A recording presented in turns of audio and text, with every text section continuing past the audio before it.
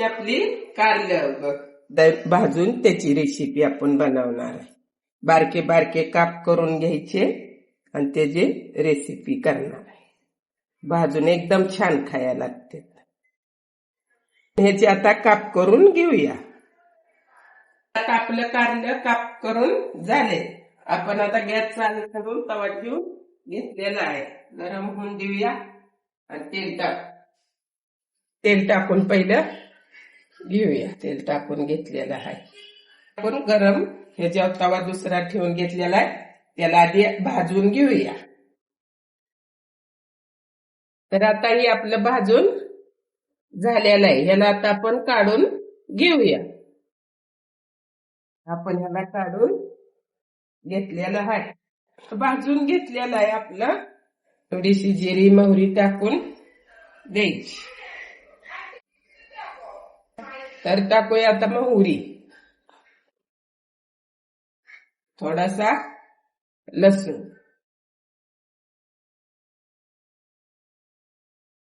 थोडीशी आपण टाकूया हळद, द्यायचं कारलं सोडून त्याला बी आता ह्यात चांगलं परतून द्यायचं.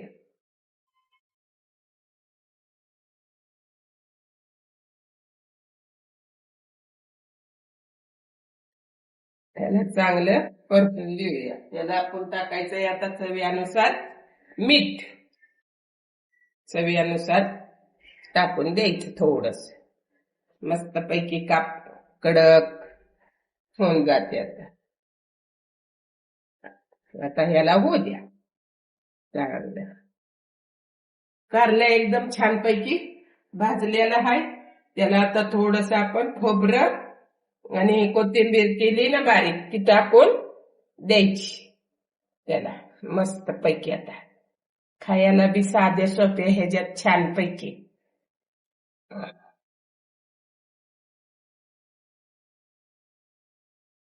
तर आता आपलं कारलं तयार झालेलं. त्याला आता थोडासा शेंगदाण्याचा कूट थोडासा टाकून घ्यायचा, चमच्याभर बारका. एकदम छान पैकी खायला पण छान मस्त असं लागतं, खुसखुशीत.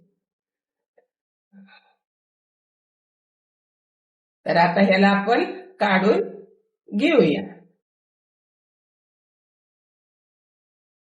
तर असं कारलं तुम्ही कधी केलं का? ती करून बघा, एकदम छान लागतं.